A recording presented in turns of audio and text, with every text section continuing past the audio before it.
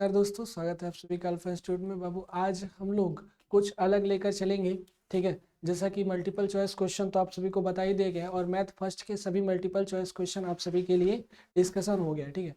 आज क्या करेंगे कि मैथ सेकेंड, फर्स्ट तो खत्म हो गया, मैथ सेकेंड में मल्टीपल चॉइस क्वेश्चन की ही तरह थोड़ा सा अलग टाइप का क्वेश्चन लेंगे, वो सॉल्व करने वाला रहते हैं, ठीक है। क्योंकि मल्टीपल चॉइस क्वेश्चन को जितना हार्ड हम बता रहे हैं उतना हार्ड मल्टीपल में नहीं आता है, वो डायरेक्टली अति लघु लघु में आता है। जैसे कि टाइम ज़्यादा लग जा रहा है, मल्टीपल चॉइस क्वेश्चन जो भी आपको आने वाला होगा बस डायरेक्ट आंसर क्वेश्चन देखना है, आंसर मारना है, क्लियर है। तो उसी तरह रखना है, इसलिए आज थोड़ा सा फॉर्मेट चेंज करेंगे। और मैथ सेकेंड का हम लोग आज स्टार्ट करेंगे अवकल समीकरण। अवकल समीकरण इसमें जहां तक आज हो जाए, ठीक है। अवकल समीकरण यानी डिफरेंशियल इक्वेशन, डिफरेंशियल। अब डिफरेंशियल इक्वेशन का अर्थ जान जाओ क्या होता है, ठीक है। अब हम लोग पढ़ चुके हैं अवकलन क्या होता है, दूसरी बात पढ़ चुके हैं समाकलन क्या होता है। जैसे कि मान लो कि कोई फंक्शन एफ एक्स है, ठीक है। अगर इसका समाकलन कर दे, है ना, तो ये स्मॉल एफ एक्स देता है कि नहीं। और यदि इसी का हम लोग डी बाई डी एक्स कर दें स्मॉल एफ एक्स का, तो ये क्या देता है हमको, कैपिटल एफ एक्स। तो इसके बारे में हम डायरेक्टली रिलेशन बताए हैं कि बाबू किसी भी फलन का समाकलन फलन के अवकलन के बराबर होता है, जिस फलन का अवकलन कर रहे हैं उसके बराबर होता है, क्लियर। ये दोनों एक के साथ ऐसे रिलेशन बनाते हैं। क्योंकि ये हम लोग अलग पढ़ लिए, ये हम लोग अलग पढ़ लिए, मैथ फर्स्ट में पढ़े, मैथ सेकंड में पढ़े। अभी क्या करेंगे, इन्हीं दोनों का घुला मिला रूप पढ़ेंगे, मतलब इन दोनों का मेल जोल। अब आपको क्वेश्चन इस रूप में देगा और उसका आंसर हमें इस रूप में निकालना पड़ेगा। बात को समझना आप सभी, question D by D x के रूप में देगा और हमें कैपिटल एफ एक्स के रूप में निकालना पड़ेगा।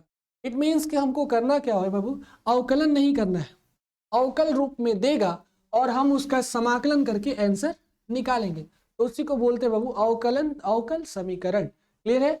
अवकलन किए हुए समीकरण को सॉल्व करना कहलाता है अवकल समीकरण। सिंपल सी बात है, उसी के वर्ड को बस थोड़ा सा तोड़ मरोड़ देंगे तो आंसर आ जाएगा, है ना। तो हमें अवकल समीकरण के बारे में कुछ ज्यादा नहीं जानना है, बस इतनी बातें समझनी है कि अब हम डी वाई डी एक्स के फॉर्म में क्वेश्चन पाएंगे और आंसर हम लोग एफ एक्स के फॉर्म में लिखेंगे, वो भी समाकलन करने के बाद, क्लियर है। तो देखो अभी अवकल समीकरण की बात कर रहे हैं, तो इसमें सबसे मेन टॉपिक जो आप सभी का आता है वो मल्टीपल चॉइस क्वेश्चन के लिए बात कर रहे हैं। जो सबसे मेन टॉपिक आता है वो होता है ऑर्डर एंड डिग्री। क्या होता है बाबू, ऑर्डर एंड डिग्री, ठीक है। इस बात को समझना, ऑर्डर एंड डिग्री, इसको डिग्री को हिंदी में कहते हैं कोटि और ऑर्डर को बोलते हैं घात। अर्थ है कि अब हमें सबसे पहला काम ये करना पड़ेगा कि किसी भी समीकरण, अवकल समीकरण की कोटि और घात निकालना पड़ेगा। ये अवकल समीकरण की कोटि क्या है और अवकल समीकरण का घात क्या है, क्लियर है। तो अच्छा, कोटि का अर्थ ध्यान रखना, डिग्री है ना, डी से डिग्री डायरेक्ट याद करो, डी से क्या होता है बाबू, डिग्री। तो डिग्री उसी को कहेंगे जो डी पर लगा होगा, ऐसा डी बाई डी एक्स है, तो डी पर जो पावर लगा होगा और जो मैक्सिमम पावर लगा होगा उसी को हम लोग इस पूरे समीकरण की डिग्री कहेंगे। जैसे मान लो कि d two x d two y upon d x square plus 2 d y by D x plus 4y is equal to 0 है, ऐसा कोई इक्वेशन है, ठीक है। तो हमें अगर कह दे कि इस अवकल समीकरण की कोटि ज्ञात करो, कोटि यानी डिग्री, तो डी फॉर डिग्री और डी पे जो मैक्सिमम पावर लगा होगा वही होगा इस समीकरण की कोटि। तो इस पूरे समीकरण की बाबू एक ही जगह है जो मैक्सिमम पावर चढ़ा है, वो है डी पर 2 है, तो इसकी कोटि क्या हो जाएगी, 2। अच्छा, ये सारे क्वेश्चन आप सभी को ध्यान देना कि बहुविकल्पी में बहुत तेज मिलता है, ठीक है, और क्वेश्चन गलत भी बनाता है ना। और केवल इंटरमीडिएट में ही नहीं, आगे भी चल के आपको ये सब क्वेश्चन बहुत ज्यादा देखने को मिलते हैं। तो इसमें कौन सी डिग्री भाई वो है, डिग्री तो इसमें भी है, डी पर 1 पावर चढ़ा है, डिग्री इसमें भी है, डी पर 0 पावर है, डी पर क्या है बाबू, 0 पावर है। लेकिन हम इस समीकरण की अगर डिग्री की बात करें तो वही लिखेंगे जो मैक्सिमम पावर हो, ठीक है। और इसी में आ जाता है ऑर्डर भी, इसी डिग्री में जहां डिग्री आया वहीं ऑर्डर भी आ जाता है, वहीं घात भी आता है। बाबू ध्यान देना, जो मैक्सिमम डिग्री वाला फंक्शन है, ठीक है, या फिर कह सकते हैं जो मैक्सिमम डिग्री वाला डी है, उसी पर जो पावर लगा है वही है इस पूरे समीकरण का घात, है ना।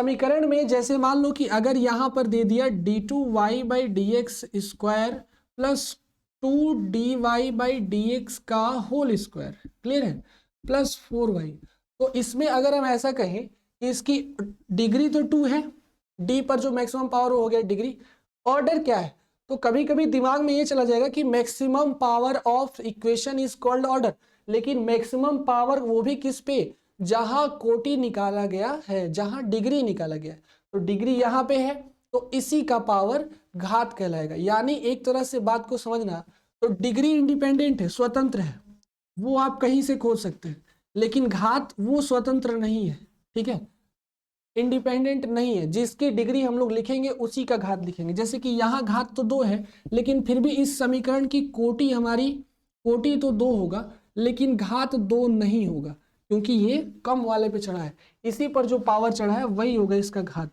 इस पे पावर कितना चढ़ा है 1, इसलिए इसका घात कितना हो जाएगा बाबू 1। तो इन बातों को आप सभी को याद रखना है, ऑर्डर एंड डिग्री है ना, कोटि और घात। डी पर जो मैक्सिमम पावर है वो कोटि, और उसी समीकरण जहां डी की बात कर रहे हैं उसी पर जो पावर है वही है ऑर्डर, क्लियर है। तो ऐसे ही 4-5 क्वेश्चन देखो और फटाफट उसको आंसर देते जाओ, ठीक है। ऑर्डर एंड डिग्री को बस ऑर्डर डिग्री बताएंगे और इसके बाद कुछ आपको अति लघु और लघु टाइप का क्वेश्चन आज बनाया जाएगा जो इक्वेशन की तरह तैयार हो, ठीक है।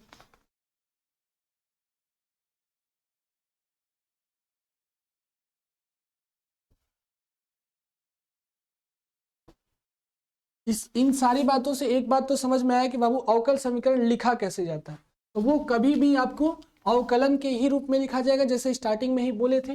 जैसे मान लो कि अगर ये क्वेश्चन दिया हो आपको, सिंपल सा क्वेश्चन है कि d2y/dx² प्लस, जैसे अभी अभी सॉल्व किए थे, 4dy/dx का होल पावर 3 प्लस 5y = 0, ठीक है। तो इसकी हमको पहले क्या बतानी पड़ेगी, कोटि, और फिर क्या बताना पड़ेगा, घात, ठीक है। दूसरा क्वेश्चन बाबू, अगर आपको कहीं ऐसा दिखे d2y/dx² whole power 3 plus 5dy/dx के होल पावर 2 प्लस 5y² = 0, तो इसका भी हमको क्या निकालना पड़ेगा बाबू, कोटि, और दूसरा क्या निकालना पड़ेगा, घात, ठीक है। ऐसा ही एक और इक्वेशन ध्यान देना, अगर आपको कहीं ऐसा दिखे कि d2y/dx² इज इक्वल टू, है ना, equal to under root of वो भी क्यूब रूट, है ना, घनमूल दिया हो dy/dx का होल स्क्वायर प्लस 5y, तो इसका अब हमें निकालना पड़ेगा ऑर्डर एंड डिग्री, यानी कोटि और घात। ये तीसरा क्वेश्चन। ऐसे ही बाबू चौथा क्वेश्चन ध्यान देना, अगर कहीं ऐसा दिया हो कि d3y/dx³ इज इक्वल टू, है ना, d2y/dx² प्लस 2dy/dx माइनस 5 के होल पावर आपका हो 3/4, ठीक है। तो इसका अब हमें निकालना पड़ेगा कोटि और दूसरा निकालना है घात, ठीक है। तो इन चारों क्वेश्चन में ध्यान देना है। पहले में तो आप सभी को याद आ रहा है कि वही पावर लिखेंगे, कोटि वही होगा जहां डी पे मैक्सिमम पावर लगा होगा, तो डी पे साफ साफ इसमें यहीं पे मैक्सिमम पावर लगा है, तो इसकी कोटि तो 2 हो गई। लेकिन जब घात की बात करेंगे तो घात ये नहीं लेंगे, मैक्सिमम घात कभी नहीं होता, घात वही होता है जिसकी हम लोग डिग्री मैक्सिमम लिखे हैं, ठीक है। तो इसका पावर कितना है बाबू, 1 है, इसलिए इसका घात कितना हो जाएगा, 1। आगे देखो, d2y/dx² के होल पावर क्यूब है प्लस 5dy/dx का स्क्वायर है प्लस 5y² है।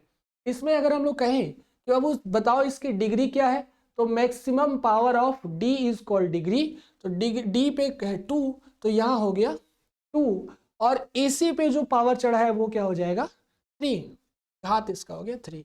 अब यहां ध्यान दो, इस क्वेश्चन में इसमें देखने में ऐसा लग रहा है कि बाबू 100% इसकी कोटि तो 2 ही है, क्योंकि d2y/dx² है, कोटि तो 2 है, लेकिन इसका घात क्या है वो ध्यान से समझना है।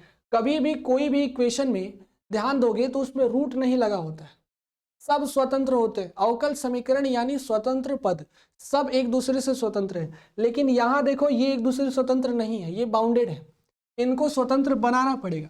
इसलिए हम लोग इसे क्या करेंगे, d2y/dx²। ध्यान से समझना, ये जो क्यूब रूट है ना, क्यूब रूट को इधर भगाएंगे तो इधर अगर क्यूब रूट है तो इधर क्यूब हो जाएगा, इधर क्या हो जाएगा बाबू, क्यूब हो जाएगा, है ना।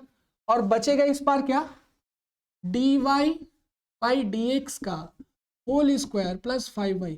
अभी भी इसकी ना तो ऑर्डर लिखेंगे ना ही कोटि, जब तक ये पूरा इधर ना चला है ना। तो ये पूरा इधर आया तो अब ये हो गया d2y/dx² का होल पावर 3 माइनस dy/dx का होल स्क्वायर माइनस 5y = 0। अब बताओ इसकी ऑर्डर क्या है, ध्यान से समझना। यहाँ डिग्री तो 2 था, लेकिन घात देखने में लग रहा था कि 1 है, लेकिन बाबू अगर रूट लगा है तो पहले इसको इधर भगाना पड़ेगा, तो इसका ऑर्डर कितना हो जाएगा, 3 हो जाएगा। बातें क्लियर है। अच्छा अब इसकी बात करते हैं, ये भी थोड़ा सा मजेदार क्वेश्चन। यहाँ पावर है, जैसे इसमें पावर था उसमें इसमें भी पावर है, लेकिन यहाँ 3/4 है, अर्थ है कि हमें इसे भी सॉल्व करना पड़ेगा। अच्छा कोटि की अगर बात करें तो कोटि तो 3 है, दिख ही रहा है ना। कोटि कितना दिख रहा है बाबू, 3 दिख रहा है। लेकिन अगर ऑर्डर की बात करें तो वही मेन है कि इस पे कितना पावर चढ़ने वाला है। अभी तो एक ही है, अभी क्या है बाबू, एक ही है, लेकिन अब कितना चढ़ेगा वो बताएगा, ये डिपेंड करेगा इस पे। अर्थ यह है कि बाबू अगर कहीं भी आपको ऐसा दिखे कि x² = y⁴ क्लियर है, तो एक तरह से इस 3 को हम लोग या फिर बोल सकते हैं y ना हो के कोई भी x का ही फंक्शन हो, है ना, fx की पावर 2/3, तो हम लोग क्या कर सकते हैं, उल्टा लिख दिए, 1 मिनट रुको। अगर ऐसा हो fx = x की पावर 2/3, तो इस बाई 3 को हम लोग इधर भी भेज सकते हैं। क्लियर है, अर्थ है कि अगर इधर डिवाइड में है तो इधर आएगा तो क्या हो जाएगा, मल्टीप्लाई में हो जाएगा। यहाँ पे क्यूब चढ़ सकता है, = क्या हो जाएगा, x²। तो ये बात = ये बात, दोनों एक ही बात है। क्लियर है, और वही चीज हमको यहाँ भी करना पड़ेगा। बीच में बराबर है, 3/4 है, कॉम्प्लिकेटेड है, इसको हम लोग क्या कर लो, 4 को इधर भगा दो और 3 को इधर ही रहने दो, है ना। तो ये इक्वेशन, या फिर हाँ ठीक है, इक्वेशन कैसा तैयार हो जाएगा बाबू, d3y/dx³ की होल पावर 4 जो नीचे है ऊपर चला आया, और इस पार क्या हो जाएगा बाबू, देखो d2y/dx² प्लस 2dy/dx, है ना, माइनस 5 के होल पावर 3। इतनी बातें क्लियर। अब देखो यहीं पे हमको मैक्सिमम पावर मिल चुका है, कोटि मिल गया है, अब घात पे जो इस पे चढ़ने वाला है वो मिल गया है। इधर क्यूब है उससे कोई मतलब नहीं है, ये क्यूब अगर इसमें आता भी है तो ये कभी भी मैक्सिमम ऑर्डर तो बना सकता है लेकिन कोटि नहीं बना सकता, कोटि मैक्सिमम यही है, इसीलिए इसका हम लोग घात कितना लिखेंगे, 4। तो यही 4 क्वेश्चन बताने वाले थे जो आपको अलग अलग टाइप के थे अवकल समीकरण में, है ना, जिसके घात और कोटि बताना जरूरी था। अभी इसके बाद अब हम लोग क्या करेंगे, थोड़े से क्वेश्चन लेके चलते हैं, थोड़ी सी छोटी छोटी क्वेश्चन है, ज़्यादा बड़ा नहीं है, ठीक है, और उसका हम लोग बनाएंगे अवकल समीकरण। क्लियर है, अवकल समीकरण। तो एक बात और ध्यान देना कि अवकल समीकरण होता 3 ही प्रकार का, ठीक है। पहली बात तो ये ऑर्डर डिग्री निकालना, 1 नंबर 2 नंबर में हर साल क्वेश्चन पूछेगा आपको, ठीक है, 100% पूछेगा, कोई भी छूट के जाने वाला नहीं है, ठीक है, और वो इन्हीं चारों में से कोई ना कोई एक रूप देगा, ठीक है।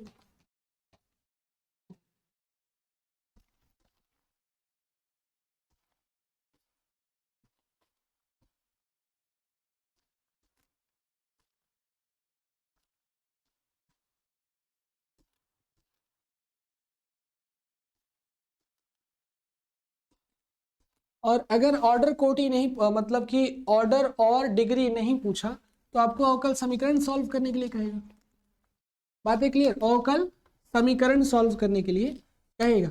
तो उसमें अवकल समीकरण सॉल्व करने में 3 तरीके हैं। सबसे पहली बात तो कभी कभी कुछ इक्वेशन दे देता है, उस इक्वेशन को अवकल समीकरण के रूप में बनाना पड़ता है, ठीक है। और कभी कभी क्या करता है, प्रतिस्थापन विधि द्वारा अवकल समीकरण निकाला जाता है। प्रतिस्थापन विधि, प्रतिस्थापन विधि इसका अर्थ है कि बाबू सिंपल सी बात है, अभी बताएंगे कैसे। और इसके बाद एक और फंक्शन आता है, उसको बोलते हैं होमोजीनियस फंक्शन। ये भी जो है आपको अवकल समीकरण करने में मदद करेगा। और एक और तरीके का फलन होता है, उसे बोलते हैं बाबू रैखिक अवकल समीकरण। रैखिक अवकल समीकरण। तो हम लोग इन्हीं चारों चीज को, पहला तो हो गया, इन्हीं तीन को हम लोग अलग अलग तरीके से पढ़ेंगे। प्रतिस्थापन विधि को, होमोजीनियस फंक्शन को जिसमें प्रतिस्थापन ना हो पाए, एक तरह से मानो तो ये दोनों एक ही चीज है, ठीक है। और तीसरा क्या है, रैखिक अवकल समीकरण, ये थोड़ा सा इन दोनों से अलग है ना। तो इन्हीं तीन चीजों के बारे में अगर आप सभी पढ़ लेते हो तो अवकल समीकरण में से क्वेश्चन कहीं भी छूट के जाने वाला नहीं है। क्लियर? देखो, तो अब हम लोग जैसे देखो प्रतिस्थापन का अर्थ क्या कहना चाहते हैं। आपको कभी कभी दिखेगा x dy और इधर क्या दिखेगा y dx। इसमें एक बात ध्यान देनी है कि dy के पास फंक्शन हमको x का नहीं y का होना चाहिए, क्योंकि अगर हम समाकलन करते हैं यहाँ पे dx है तो हमेशा यहाँ फंक्शन fx का ही होना चाहिए, तभी इसका समाकलन हो सकता है। क्योंकि अवकल समीकरण है तो बिना समाकलन किए हम लोग इसका आंसर नहीं निकाल सकते। क्लियर है? तो अगर y का फंक्शन है तो इधर हमको y का ही फंक्शन चाहिए, नहीं तो इंटीग्रेशन नहीं हो पाएगा। तो इट मीन्स कि dy के पास y का फंक्शन और dx के पास x का फंक्शन लेके चले जाओ, तो इसको दोनों को एक दूसरे की तरफ प्रतिस्थापित हो तो करना ही पड़ेगा, है ना। ये गुणा में है, भाग में है तो गुणा में। यहाँ हो गया 1/y dy is equal to, इधर क्या हो जाएगा 1/x dx। ये क्वेश्चन पहले भी बताया, ठीक है। 1/y dy is equal to 1/x dx। इसका अब हमें दोनों पक्षों में समाकलन करने पर स्टेप वाइज सीखना है। अवकल समीकरण क्या करना है, एकदम स्टेप वाइज सीखना है। जो भी इक्वेशन दिया है, अगर प्रतिस्थापन विधि है तो dy की तरफ y का फंक्शन और dx की तरफ x का फंक्शन लेके चले जाओ, और फिर क्या करो, दोनों पक्षों में समाकलन कर दो, तभी इसका एरिया पता चलेगा, है ना, समाकलन करने पर। इधर भी हो गया इंटीग्रेशन ऑफ 1/y dy, इधर भी क्या हो गया बाबू, integration of 1/x dx। Clear? तो अगर हम लोग बात करें इसका इंटीग्रेशन, तो बाबू ये क्या होता है 1/y dy, log y बना सकता है ना। क्लियर? और ये 1/x dx क्या बनेगा, log x। और एक बात ध्यान रखना, यदि दोनों तरफ log है, y भी log में है x भी log में है, तो इसके पास जो कांस्टेंट फंक्शन निकलता है वो भी log में ही निकलता है, ठीक है। तो अवकल समीकरण से एक बात आपको क्लियर होगी कि ये जो कांस्टेंट फंक्शन है जो हमेशा आपको परेशान करता था, ये क्यों आता है ना। समाकलन में हर जगह सी लिखते थे, कोई यूज नहीं था, लेकिन यहाँ यूज होगा सी का। हर जगह अवकल समीकरण में आप सी का यूज देखोगे, ठीक है। अब देखो log x वाले फंक्शन को इधर लेके चले आओ और उस पर log c ऐसे रहने दो। यहाँ हो गया log y minus log x is equal to log c, है ना। अब देखो एक फॉर्मूला होता है, log की प्रॉपर्टी होती है कि log m minus log n अगर कहीं हो तो वो दोनों आपस में डिवाइड हो जाते हैं, log m/n, है ना। यही प्रॉपर्टी बस इसमें आपको क्या कर लेना है, यूज कर लेना है। तो अगर यहाँ पे log m minus log n बराबर log m/n है, तो log y minus log x बराबर क्या हो जाएगा, log y/x, और इस पर क्या मिलेगा आपको, log c। तो इससे क्या पता चला बाबू, log से log अगर कट गया तो हमारे पास आंसर कितना आ गया, y/x is equal to c, या फिर हम लोग बोल सकते हैं y is equal to xc। ये होगा मेरा इक्वेशन। दिख रहा है? मतलब अवकल समीकरण का अर्थ ही होता है कि जो अवकलन में दिया हुआ है उसको समीकरण बनाना, उल्टा काम करना, समीकरण को अवकलन करना और अवकलन को समीकरण बनाना, ये काम होता है समाकलन विधि से, है ना। जो स्टार्टिंग में ही बताया कि अगर कोई फंक्शन अवकलन रूप में दे दिया, जैसे f(x) है, ये आपको मिल गया कैपिटल f(x), है ना, तो आपको यही चीज दे देगा, ये चीज एज ए क्वेश्चन दे देगा, है ना। f(x) के बारे में कुछ नहीं बताएगा ये क्या है, और इसी f(x) को हम लोग निकालेंगे, इसी को बोलते हैं अवकल समीकरण। क्लियर है? सभी को क्लियर है बाबू? तो अब देखो कुछ क्वेश्चन आप सभी के लिए बना के लाए हैं, ठीक है। जैसे कि ये क्वेश्चन आपको दिख रहा है, अवकल समीकरण dy/dx बराबर 1 + x² / y + sin y को हल कीजिए, ठीक है। ये भी प्रतिस्थापन विधि द्वारा आसानी से सॉल्व हो सकता है। ठीक है, प्रतिस्थापन विधि द्वारा सिंपली सॉल्व हो सकता है। उसके लिए सॉल्व करते हो,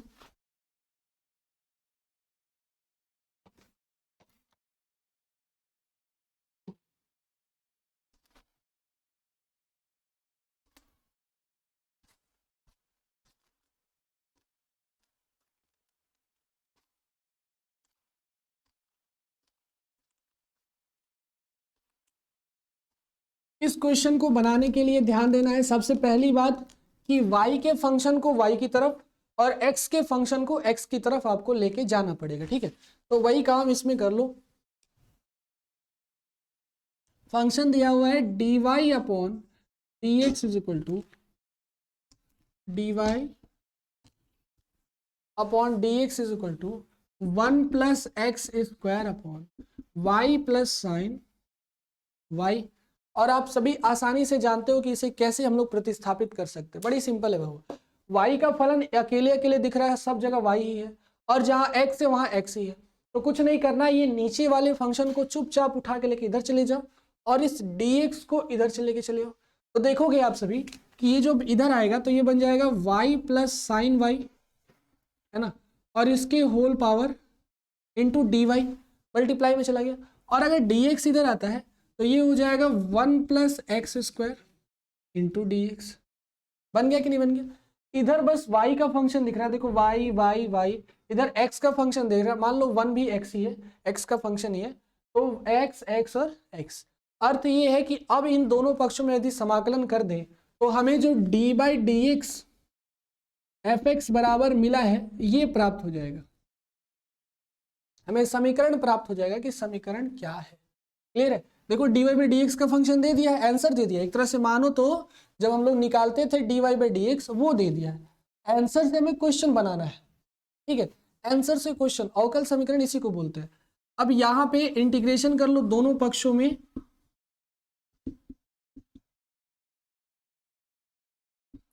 समाकलन करने पर, है ना,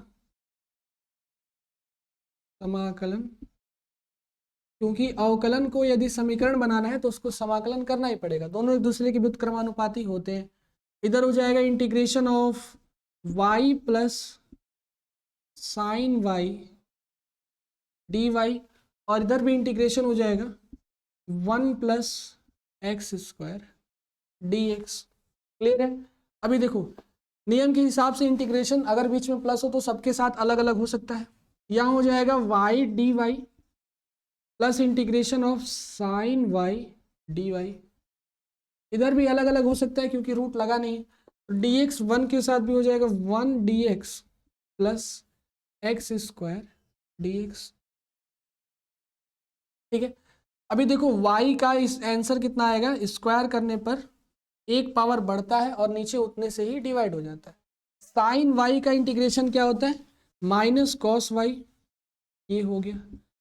1 का इंटीग्रेशन क्या होता है, x, और एक्स स्क्वायर का इंटीग्रेशन क्या होता है, एक्स क्यूब बाई थ्री, और इसमें एक हमारा कांस्टेंट आ जाएगा c। बातें क्लियर?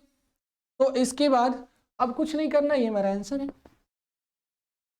है ना, बस 3-4 स्टेप काम की आंसर आ गया। लेकिन प्रतिस्थापन ध्यान से सीखना पड़ेगा। क्लियर है? तो इससे देखो ये सारे तो प्रतिस्थापन विधि द्वारा क्वेश्चन बता रहे हैं, इससे पहले आपके एनसीईआरटी में कुछ ऐसे क्वेश्चन है जो डायरेक्ट समीकरण बनाने के लिए आते हैं ना, जैसे दीर्घवृत्त दे दे, अति परवलय दे दे, इन सारी चीजों को कुछ कंडीशन देगा कि नाभिलंब से होकर जाता है, बिंदु से मतलब क्या बोलते हैं उसे, केंद्र से होकर जाता है, तो ये सारी चीजों को कैसे अवकल समीकरण बनाएंगे वो भी क्वेश्चन आपके एक्सरसाइज में। लेकिन अभी ये सारी चीजें बना लो कि कैसे प्रतिस्थापन विधि द्वारा अवकल समीकरण करते हैं। क्लियर है? और इसके बाद अलग जो आएगा वो बताएंगे। इसके बाद देखो अगला क्वेश्चन आप सभी के लिए है ये वाला, अवकल समीकरण का व्यापक हल ज्ञात कीजिए। ठीक है, वो जो अवकल समीकरण दिया है उसी का हमें आंसर लाना है। क्लियर? चलो भी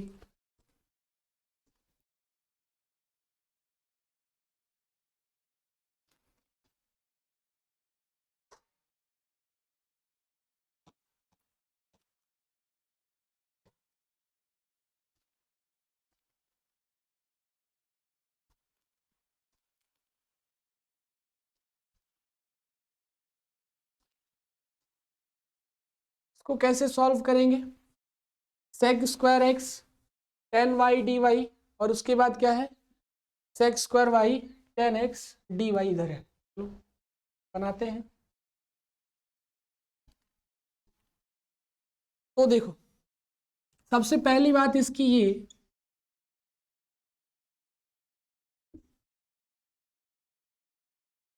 सेक स्क्वायर डी वाई यही है ना। तो इस इक्वेशन को हम लोग तैयार करते हैं।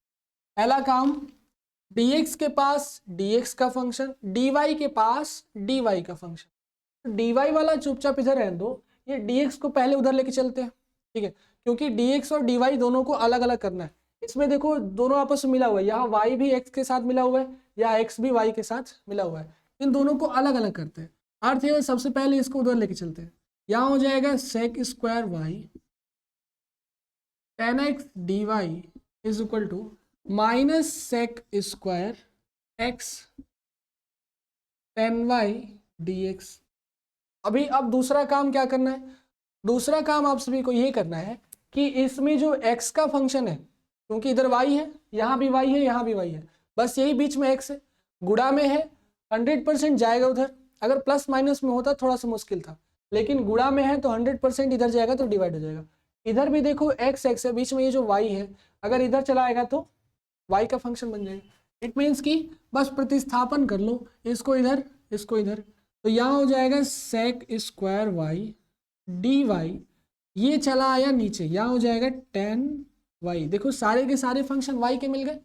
इस पार भी minus sec square x upon tan x into d x, ठीक है, इधर y का फंक्शन मिल गया और इधर x का फंक्शन। अब क्या करना पड़ेगा बाबू? जैसे ही ऐसा इक्वेशन आपको मिलता है तुरंत दोनों पक्षों में समाकलन कर, है ना, अवकलन दिया है, समाकलन करेंगे तभी समीकरण प्राप्त होगा। तो इधर भी हो गया integration of sec square y d y upon tan y, और इधर भी क्या हो गया minus integration of sec square x tan x D x. Clear? अभी अगला स्टेप कैसे भी करके समाकलन करो, यही होगा अगला स्टेप। अब वो टेन वाई दिख रहा है, डिवाइड में है, हाँ ये फिर से याद करो, सबसे पहले समाकलन हम लोग कैसे किया करते थे, टी मानकर, है ना, टी मानकर, वो भी प्रतिस्थापन विधि ही था। मतलब एक बार दोबारा लगाना है, टेन वाई को क्या कर लो टी मान लो। इससे फायदा क्या होगा, टेन वाई को जैसे ही टी मानेंगे तो दोनों पक्षों में अगर अवकलन करेंगे तो इधर हो जाएगा sec square y into d y is equal to d t. फायदा होगा कि नहीं हुआ? अब जैसे इसको टी माने तो ये पूरा फंक्शन डी टी बन गया, है ना, sec square y d y is equal to d t. इधर भी अवकलन कर लिया, इधर भी अवकलन कर लिया, है ना, वाई के सापेक्ष किए क्योंकि वाई के फंक्शन है, तो sec square y d y is equal to क्या हो गया डी टी।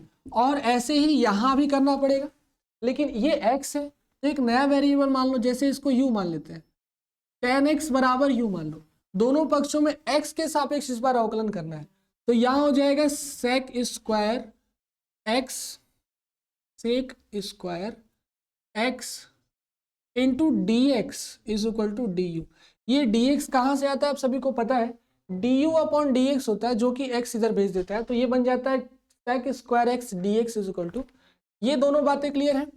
अगर क्लियर है तो बस उठा के रखना है, ठीक है, टेन वाई की जगह टी रखना है, वन अपॉन टी हो गया, और sec square y d y की जगह क्या रखना है डी टी, बराबर माइनस में है माइनस में रहने दो, टेन एक्स बराबर क्या माने हैं u, तो यहाँ हो गया वन अपॉन यू, और sec square x D x बराबर क्या हो गया है डी यू, तो यहाँ पे क्या लिख लेंगे D you. One by T का अगर इंटीग्रेशन करते हैं तो वो आता है बाबू क्या लॉग टी, है ना, इस पर माइनस है माइनस रहने दो, वन बाई यू का इंटीग्रेशन करते हैं तो वो क्या आता है लॉग यू। जैसा कि अभी अभी बोले यदि फंक्शन में हर जगह लॉग दिख रहा है, हर जगह आपको क्या दिख रहा है लॉग, तो इसके साथ जो कांस्टेंट फंक्शन आएगा वो भी किस में लेना है हमको लॉग में ही लेना है। कैसे लेते हैं उससे मतलब अभी नहीं जानना है, बस डायरेक्टली क्या याद रखना है, अगर सारे फलन लॉग में है तो इसको भी हमें किस में लेना पड़ेगा, लॉग में, है ना। चलो भाई अब आगे बात करते हैं। तो यहाँ माइनस लगा है, लॉग यू वाला फंक्शन, इसको चाहो तो इधर लेके चले जाओ, ठीक है। तो ये फलन कैसा तैयार हो जाएगा, log T minus minus plus log U is equal to log C. तैयार। अभी देखो टी का भी वैल्यू और यू का भी वैल्यू रख दो। टी कितना माने थे हम लोग 10y, यू कितना माने थे 10x, तो ये क्या तैयार हो जाएगा, log 10y plus log 10x बराबर log c, है ना। पिछले क्वेश्चन में यही प्रॉपर्टी हम लोग लगाए थे कि बाबू अगर कहीं log m minus log n हो तो उसे हम लोग डिवाइड कर देते हैं, लेकिन log m plus log n हो तो इसे क्या करते हैं, जैसे कि देखो यहाँ प्लस है तो log m plus log n हो तो इसको हम लोग मल्टीप्लाई कर लेते हैं, उसमें डिवाइड तो इसमें क्या मल्टीप्लाई, log mn हो जाता है। क्लियर है। तो अर्थ ये हुआ कि log 10y और log 10x दोनों आपस में मिलेगा, ये तो हो गया प्रॉपर्टी। तो ये क्या बन जाएगा, log 10x इंटू 10y, है ना, is equal to log c। Clear. log से log गया, वैल्यू कितना बचा 10x into 10y is equal to c। इतनी बातें समझ में आई, और यही हो जाएगा हमारा रिक्वायर्ड इक्वेशन, है ना, रिक्वायर्ड इक्वेशन। बात समझ में आई कि नहीं आई सभी को। अब बहुत आसान अवकल समीकरण, बहुत आसान क्वेश्चन है। हमें अवकलन दिया रहता है, समाकलन करके उसका फलन निकालते हैं। एक बात में क्या समझ में आई, अवकल समीकरण में क्या करते हैं, अवकलन दिया रहता है फलन का, उसको समाकलन करके फिर समीकरण बनाते हैं, है ना। क्योंकि अवकलन और समाकलन दोनों एक दूसरे के व्युत्क्रमानुपाती हैं। अगर कहीं फंक्शन को समाकलन करके दिया है, अगर उसी फंक्शन का अवकलन कर लोगे तो पहला फंक्शन मिल जाएगा, और वैसे ही यदि कहीं अवकलन करके फंक्शन का दिया है तो उसका समाकलन कर लो तो वो क्या मिल जाएगा, अवकलन, और वही वाला फंक्शन नया वाला। तो देखो ये फंक्शन ऐसा था, इसको ये बना के ऐसा कर दिया और फिर इसको हम लोग बना के ऐसा कर दिया, है ना, समाकलन करके। ठीक है। तो यही आपको एम्बिशन सेट रखना है कि अवकल समीकरण में हमें जो पुराना समीकरण जिसको ये अवकलन करके लिखा है वो प्राप्त करना है। ठीक है। चलो भाई, तो इसके बाद देखो एक और क्वेश्चन है, लिखा है कि बिंदु 0 से 0,0 है ना, समीकरण ज्ञात करना है। अवकल समीकरण दिया है और वक्र का समीकरण ज्ञात करना है ना। ऐसा भी क्वेश्चन आता है आप सभी के लिए, थोड़ा सा सबसे हटके है, अलग है। ठीक है, इसे लिख लो, फिर अगला क्वेश्चन बताएं।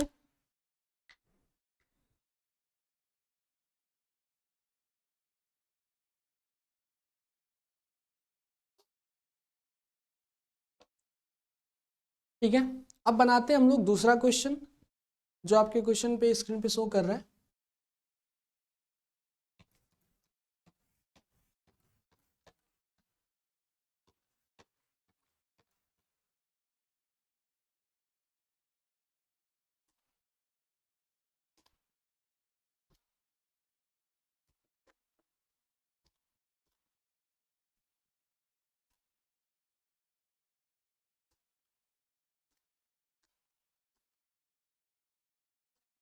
वो देखो बनाते हैं, उधर का बाद में मिटाएंगे।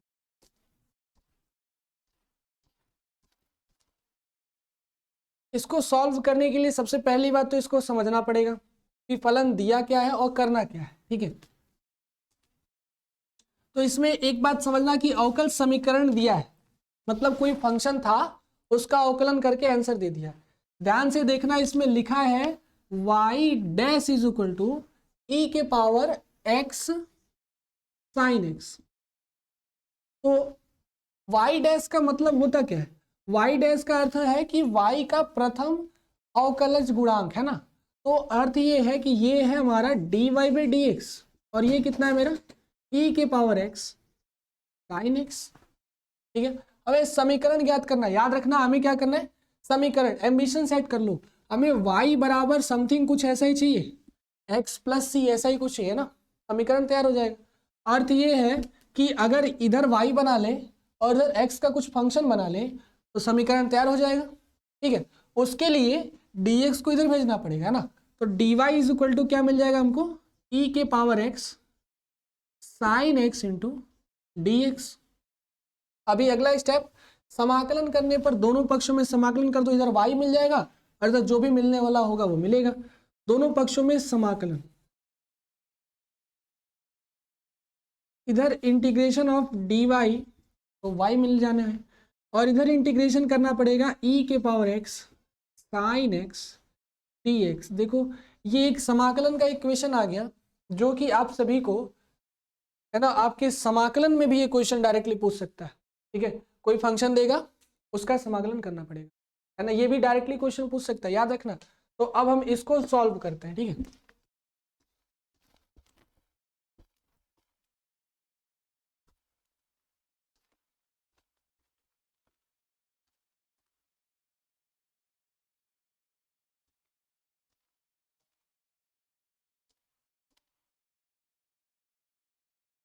देखते हैं आगे। क्लियर?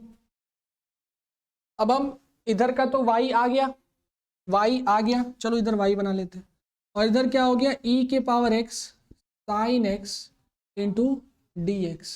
इक्वेशन नंबर फर्स्ट बना लो, जो करना है हमको इसी में करना पड़ेगा। आगे करते हैं, इसको इंटीग्रेट करना है, इट मीन्स इसे i बना लो, i is equal to integration of e के पावर x साइन x। जैसा नियम कहता है खंडस समाकलन का, खंडस समाकलन आप सभी को पढ़े हैं, तो उसमें क्या होता है कि अगर कोई भी दो फलन u और v इंटीग्रेशन में दिया हो, दो फलन x का फलन इंटीग्रेशन में दिया हो, तो सबसे पहला काम इसको चुनना, इसमें कौन प्रथम फलन है और कौन द्वितीय फलन है। तो इसमें प्रथम फलन और द्वितीय फलन चुनने का एक ट्रिक था, वो क्या था बाबू, आई लेट, है ना, I let. I for inverse trigonometry function, L for logarithm function, A for algebra function, T for trigonometrical function, E for exponential function. इसका अर्थ ये है कि आगे से पीछे के बढ़ते हुए क्रम में हम लोग इसके फलन को रखते हैं, है ना, आप सभी को पता है। अगर जो पहले आ जाएगा वो फर्स्ट फंक्शन और जो उसके जस्ट बाद आएगा वो क्या होगा, सेकंड फंक्शन। इसमें दिया है एक एक्सपोनेंशियल और दूसरा दिया है ट्रिग्नोमेट्री। तो देखो इसमें ट्रिग्नोमेट्री के बाद एक्सपोनेंशियल है, इसमें ट्रिग्नोमेट्री फर्स्ट फंक्शन और एक्सपोनेंशियल सेकंड फंक्शन। ठीक है, बस यही ध्यान रखना है, ये हो गया फर्स्ट फंक्शन और ये क्या हो गया, सेकंड फंक्शन। इसका फॉर्मूला क्या होता है, यू वी डी एक्स का, u को छोड़ते हैं, v का इंटीग्रेशन करते हैं, यदि ये फर्स्ट है और ये सेकंड है तो, है ना, और माइनस करके बड़ा ब्रैकेट बड़ा इंटीग्रेशन लगाते हैं, अंदर u का डिफ्रेंशिएशन करते हैं। ठीक है, और फिर इसी में मल्टीप्लाई करके v का इंटीग्रेशन करते हैं, साथ साथ जो यहाँ वाला इंटीग्रेशन है उसको लिखते हैं। यही काम यहाँ भी करेंगे बाबू। फर्स्ट फंक्शन को उस नियम के हिसाब से बाहर छोड़ देंगे, ऐसे साइन x बाहर हो गया, इंटीग्रेशन करेंगे e के पावर x dx, माइनस बड़ा इंटीग्रेशन बड़ा ब्रैकेट लगा के अंदर जो काम करना है वो क्या है कि हमें d बाई डी एक्स करना पड़ेगा फर्स्ट फंक्शन का, और वो है साइन x, है ना, और फिर इंटीग्रेशन करना होगा सेकेंड फंक्शन का, वो है e के पावर x dx। क्योंकि यहाँ इंटीग्रेशन लगाए हैं तो इसका dx इधर मिलेगा। बातें क्लियर? अभी देखो e के पावर x का इंटीग्रेशन तो सभी जानता है क्या होता है, e के पावर x का इंटीग्रेशन कुछ होता ही नहीं है ना, e के पावर x ही होता है। लेकिन यहाँ देखो इसका तो आंसर आ गया, इसकी जहां तक कहानी थी होगी। अभी इसका काम क्या करना है, d by D X of cos sine x का क्या होता है, कॉस एक्स बन गया, और फिर e के पावर x का इंटीग्रेशन करेंगे, क्या मिलेगा, e के पावर x, बाहर क्या है dx। इतनी बातें क्लियर? अच्छा, एक्सपोनेंशियल फंक्शन है तो यही आके फंसाता है, हमेशा ध्यान रखना। समाकलन आप सभी बनाए होंगे तो पता होगा कि ये क्यों आके फंसाता है, क्योंकि एक बार और इंटीग्रेशन करना है और अभी भी हमको फंक्शन u और v के रूप में ही मिल रहा है ना। इट मीन्स कि हमको एक बार दोबारा इसका इंटीग्रेशन करना पड़ेगा, दोबारा इंटीग्रेशन खंडस समाकलन की विधि से, है ना। आप सभी इस चीज को समाकलन में कर चुके हो, है ना। चलो भाई, तब भी एकदम एकदम लो लेवल से बता रहे हैं, आसान से बता रहे हैं ना, ताकि आप सभी जो नहीं आता है वो भी सीख लो। ठीक है, यहाँ हो जाएगा e के पावर x साइन एक्स। इधर फिर से यही ट्रिग्नोमेट्री है और ये एक्सपोनेंशियल है, तो ट्रिग्नोमेट्री फर्स्ट फंक्शन, माइनस है बाहर तो बड़ा ब्रैकेट लगा लो ताकि माइनस अंदर आएगा तो इफेक्ट डालेगा। कॉस एक्स छूटता है, इंटीग्रेशन हो जाता है ई के पावर एक्स डी एक्स का, है ना। देखो यू छूट गया, वी का इंटीग्रेशन, माइनस लगा लिए, माइनस लगा लिए। अब चूंकि बड़ा ब्रैकेट बाहर है तो यहाँ मझला ब्रैकेट लगाएंगे, ठीक है। और मझला ब्रैकेट लगाए हैं, अर्थ ये है कि यहाँ पर हमें इंटीग्रेशन भी लगाना पड़ेगा, एक और फिर से इंटीग्रेशन आ गया। ये क्या हो जाएगा, D by D X of cos X. अब मेरे पास टी क्या है, यू क्या है, cos X, into integration of E के पावर एक्स डी एक्स, और इंटू क्या हो जाएगा, डी एक्स बड़ा ब्रैकेट बंद। इतनी बातें क्लियर है। अभी देखो यहाँ से इक्वेशन तैयार हो गया, ई के power X sine X minus, फिर ये ई के पावर एक्स कॉस एक्स, ई के पावर एक्स कॉस एक्स। ध्यान देना ये माइनस भी अंदर लेके जा रहे हैं, ठीक है। ये माइनस यहाँ चला आया, प्लस हो गया, यहाँ हो गया प्लस, इंटीग्रेशन है, मझला ब्रैकेट है, D by D x cos x करेंगे कितना होता है, माइनस साइन एक्स, और ई के पावर एक्स करेंगे फिर क्या होगा, ई के पावर एक्स, और फिर से क्या मिल जाएगा, डी एक्स। अर्थ है अभी भी सॉल्व किए तो भी हमको एक बार और इंटीग्रेशन करना मिल गया, यहाँ भी वैसे ही फंक्शन मिल गया, यहाँ भी वैसे ही फंक्शन मिल गया, लेकिन इसमें अंतर है, इसमें अंतर है बाबू। अब यहीं रुक जाएंगे, पहले तो ये माइनस इधर बाहर लाओ, तो ये बन जाएगा मेरा ई के power X sine X minus E के पावर एक्स कॉस एक्स, ठीक है। और फिर ये अगर माइनस बाहर आता है तो यहाँ माइनस बना लेगा, इंटीग्रेशन ऑफ ई के power X sine x into d x बन गया। और इससे फायदा क्या हुआ कि यहाँ जो ई के power X sine x D x है, इसका इंटीग्रेशन करना है, डी एक्स लिखा हुआ है, ये पूरा फंक्शन आपको यहाँ दिख रहा है कि नहीं, सेम टू सेम ऐसा ही यहाँ दिख रहा है, ये वाली चीज यहाँ दिख रही है। और इसको हम लोग क्या माने हैं, आई माने कि नहीं माने बाबू। और इधर हम लोग आई पर ही तो चल रहे हैं, यहाँ भी आई है, यहाँ भी आई है, यहाँ भी आई है, यहाँ भी आई है, और यहाँ भी क्या है बाबू, आई है, आई पर ही चल रहे हैं। ये बन गया आई, बन गया कि नहीं बन गया। इट मीन्स कि इधर भी हो गया आई, और देखो ई के पावर एक्स दोनों में है, कॉमन ले लो, यहाँ क्या मिलेगा, sign X minus cos x, और यहाँ माइनस है, माइनस रहने दो, और इंटीग्रेशन ऑफ ई के power sine x D x बराबर क्या हो गया, आई। क्लियर, सभी को क्लियर बाबू। अब इससे ये वाला आई इधर आके जुड़ जाएगा, कितना हो जाएगा, 2i, माइनस में था प्लस में हो गया, 2i is equal to E के पावर एक्स और sign X minus cos x. Clear, बस अब इस इक्वेशन पे आ जाना है, जो बहुत ज़्यादा देरी नहीं लगाना है। अब इंटीग्रेशन हो गया तो एक हमें कांस्टेंट फंक्शन मिलेगा c, 100% मिलेगा c, है ना, इस बात को याद रखना है। तो यहाँ पे कांस्टेंट फंक्शन क्या मिल गया आपको, c। इस i का वैल्यू लेके जाओ, i इज इक्वल टू क्या मिल गया, e के power x by 2 sine X minus cos X plus c। देखना कितना इफेक्ट डालता है ये c, है ना, ध्यान रखना कांस्टेंट फंक्शन कितना इफेक्ट डालता है अभी पता चलेगा। क्लियर, हम यहाँ आई माने थे इसको, और इसका इंटीग्रेशन मेरे पास ये आ गया, आगे कि नहीं आ गया। बस अब वैल्यू रखना है, आंसर लाना है। लेकिन एक बात और समझना, देखो जैसे y इज इक्वल टू उसका मान, जैसे ये समीकरण 1 था तो इसे 2 मान लो, इसे 2 मान लो, है ना, और समीकरण 2 को 1 में रख दो, तो y इज इक्वल टू क्या मिल जाएगा, e के power x by 2 sine X minus cos X plus C. इतनी बातें क्लियर, इक्वेशन तो तैयार हो गया मेरा, यही इक्वेशन चाहिए था, मिल गया। वक्र का equation y is equal to E के power x by 2 sine X minus cos X plus C. लेकिन एक बात और समझना, इक्वेशन तो मिल गया लेकिन यहाँ c जो है अभी भी अननोन है कि नहीं, c अननोन, इसका हमें वैल्यू निकालना पड़ेगा, तभी जाके हमें ओरिजिनल इक्वेशन तैयार होगा। सारे सही चल रहे हैं, अभी भी सही है, बस हमें c का वैल्यू निकालना है कैसे भी करके। और वो c निकालने का हिंट देखो साफ साफ लिखा है कि बिंदु 0,0 से होकर गुजरता है, और वही हमको बताएगा कि c कितना आएगा। क्लियर है, 0,0 से, चूंकि वक्र ये वाला वक्र है ना, ये वाला तीसरा नंबर इक्वेशन वाला वक्र 0,0 से होकर जाता है। क्लियर? अर्थात अब जहां जहां x है वहां 0 कर लो, जहां y है वहां भी क्या कर लो, 0 कर लो। तो इससे इधर y है, इधर भी 0 हो गया। e के पावर x है, e के पावर भी क्या हो गया, 0 हो गया बाई 2। साइन भी क्या हो गया, 0 हो गया। ठीक है, माइनस कॉस भी 0 हो गया, प्लस c है ना, हर जगह 0।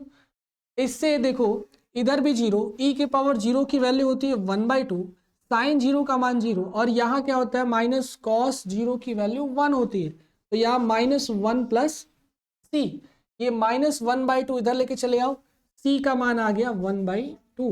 बस इसी c की वैल्यू निकालना था, उसके बाद हमारा इक्वेशन तैयार हो गया।